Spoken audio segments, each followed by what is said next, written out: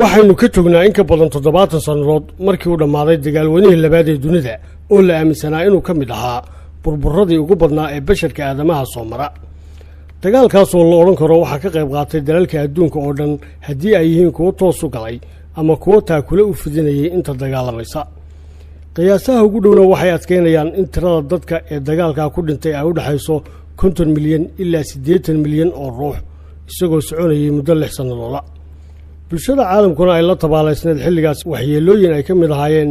dil dhaawac barakicin iyo qafaalasho xilliga adag ee lagu jirayna waxaa dayacmay xogo badan iyadoo warbaahinta caalamkuna ku mashquulsanayd baahinta wararka ku saabsan waxyeelada uu dagaalku geysanayey laakiin daaha dabadiisa waxaa ahaa xaqiiqooyin muhiim ah kuwaasoo aanay hoos ugu fiirsan warbaahintu sidoo kalena aanay ka sheekaynin buugaagta taariikhdu barnaamijkeennan xogta dahsoonna waxaynu daaha kaga faydaynaa xogo iyo macluumaad muhiim weyn lahaa oo ku saabsanaa dagaalweynihii labaad ee dunida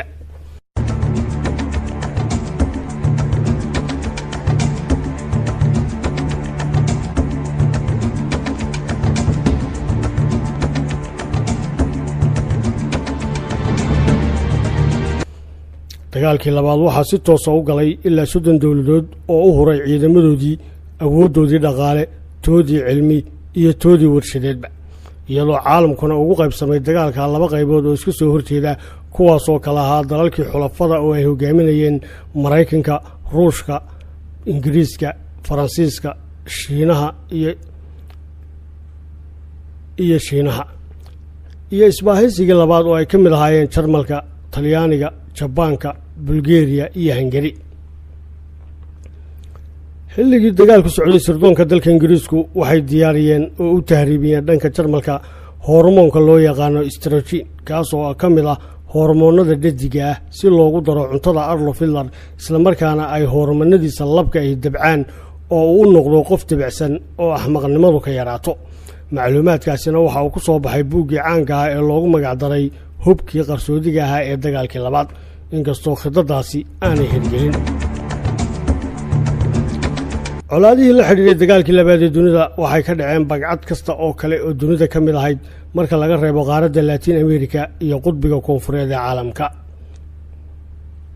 muslimiintii ku noolay dalka Faransiisku waxay xilligii dagaalkaasi socday gacantii Jarmalka ka badbaadiyeen dad badan oo Yuhuud ah kadib markii ay ku qariyeen dabaq weyn oo ku hoos yaalay masaajid ku yaala magaalada Paris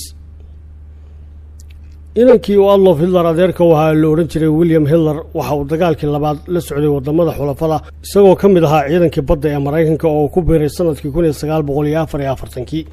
kana soo horjeestay adeerkii Roma Adolf Hitler iyagoo xulafaduna dagaalka dhamaadkiisii guddoonsiiyey abaalmarinta caloolodayga xilligaas oo magaciisuna bedelay khilaafka u dhaxeeya dalalka Jabaan iyo Ruushka ee ku saabsan mulkiga jasiiradda Korea ayaa ka mid ah waxyaabaha aan laga heshiin tan iyo wixii ka dambeeyay dagaalkii labaad taasoo macnaheedu noqonayo in labada wadan uu weli ka dhex socdo dagaalweynihii labaad ee dunida hogaamiyihii Jarmalka Adolf Hitler waxay qorshihiisa dagaalka ku jirtay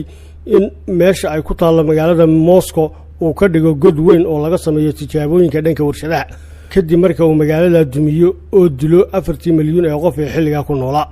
waxaana uu ahaa qorshe aan fulintiisa u soo gelin kadib markii lagu soo jabiyay duulaankii Barbarossa ee uu ku qaaday dalka Ruushka inkastoo uu ku dhawaaday daafaha magaaladaasi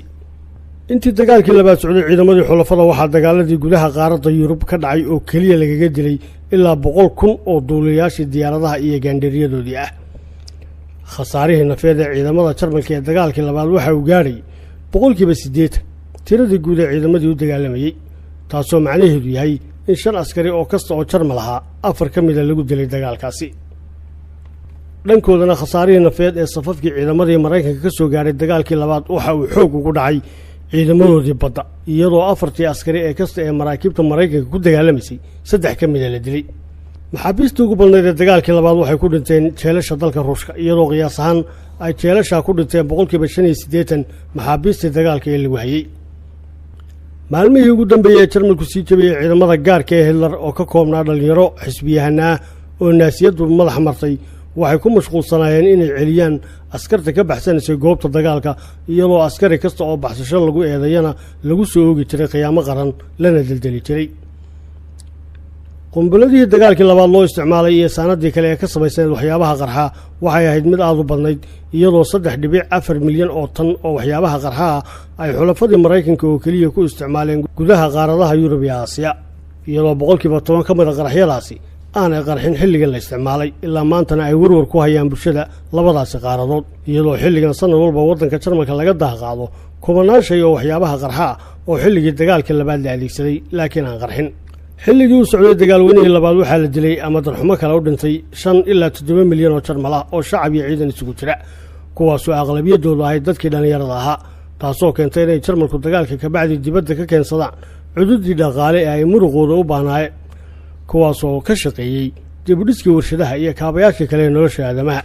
ciidamadii Jarmalku waxay xilligii colaadaasi socotay u dhowaayeen inay soo saaraan qumbulad atoomika ah laakiin intii aan la dhammaystirin wakhti yar ka hor waxaa ku soo kadiyey ciidamadii xulafada oo soo galay caasimadda Berlin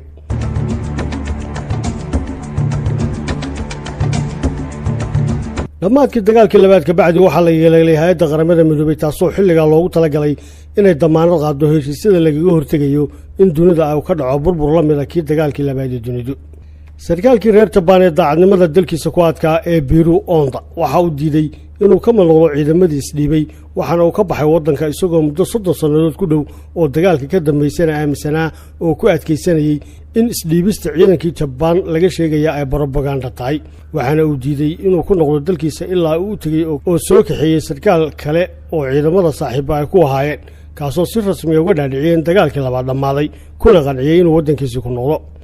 sanadkii 1940 markii uu Hitler boqday Faransiiska xilligii ciidankiisu haysteen uma suura gelin inuu fuulo taalada dheer ee Eiffel oo dalkaasi calaamad u ah maadaama ay dadkii Faransiisku jareen xarkii danabaysna ay ku shaqeynayeen salaamada lagu fuulo taawarkaasi Hitlerna aanu xilligaa taagu haynin inuu masaafo inta dheer leeg lugihiisa kor ugu fuulo taasina waxay keentay haleyskii markii dambe Faransiisku bixiyeen oo ahaa Hitler waxa uu qabsaday Paris laakiin ma qabsan taawarka Eiffel gabadhii markii dambe Britain boqorada ka noqotay Elizabeth waxay xilligii dagaalkii labaad socday darawalka ahayd gaari ciidamadu leeyihiin oo ambalaasa ra'iisul wasaaraha Ingiriiska Winston Churchill uma suura gelin inuu mar kale ku guuleysto doorashadii dalkiisa ka dhacday 1945 inkastoo uu dadka waddanka u ahaa haliyey dagaal sababna uu ahaa guushii waddankiisa ugu dambeynta ka gaaray dagaalkii labaad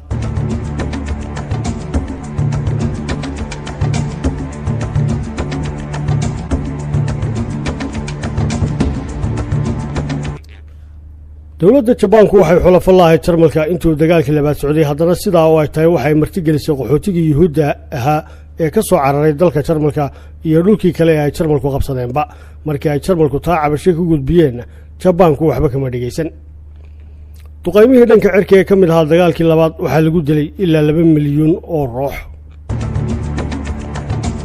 tiknoolajiyadda maraakiibta quustay dagaalka waxaa markii ugu horeysay loo isticmaalay dagaalkii labaad ee dunida iyadoo gujisyada Jarmalku ahaayeen kuwii ugu horumarsanaa kartina ay u heleen xilligii dagaalka inay gubaan oo baabi'iyaan ilaa 3,000 oo maraakiiba oo cadowgoodu lahaa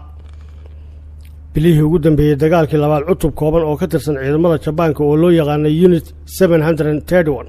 oo si gaar ah u tababarnaa ayaa diyaarinayay weerar dhanka biologiga oo ay ku qaadaan waddanka Maraykanka waxaana ay u arkayeen in weerarkaas fulintiisu ahayd isku dagii ugu dambeeyay ay ciidanka Jabaanku Maraykanka kaga joojin lahaayeen inuu qabsado waddankooda howlgalkaasina waxaa qayb ka ahaa in la diro 5 gujisyada dagaalka ah oo mid kasta xambaarsan yahay 3 dhuumood oo ka buuxo bakteeriyada dhalisa cudurka daacunka waxaana qorshaysanayd in la fuliyo oo lagu rido dalka Maraykanka 22 bishii Juulaay 1945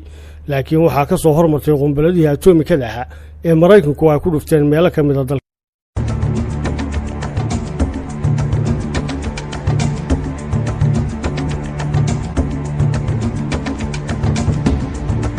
Jabaan tirada dadka Shiinaha u dhashay ee ay Jabaanku dileen xilligii dagaalka waxay ka badnaayeen tiradii dadka Yuhuudda ah ee ay Jarmalku dileen xilliga laftiisa 80% ka mid ahaa dhalinyaradii inamada ahayd ee midowga Soviyeeti u dhashay sanadkii 1923 waxay ku dhinteen dagaalkii labaad ee dunida goobtii dagaal ee magaalada Stalingrad oo khasaare badan ay ka dhacay tirada shacabka iyo ciidamada ee midowga Soviyeeti kaga dhintay waxay ka badnaayeen tiradii guud ee Maraykanka iyo Ingiriiska kaga dhimatay guud ahaan dagaalkii labaad muddadii u dhaxaysay 1940 ilaa 45 oo xilligii Maraykanku ku jiray dagaalkii labaad waxaa kor loo qaaday miisaaniyadda wasaaradda difaaca ee maraykanka oo ahaan jirtay 2 bilyan sanadkiiba iyadoo muddada kooban la gaadhsiiyey 60 bilyan oo dollar sanadkiiba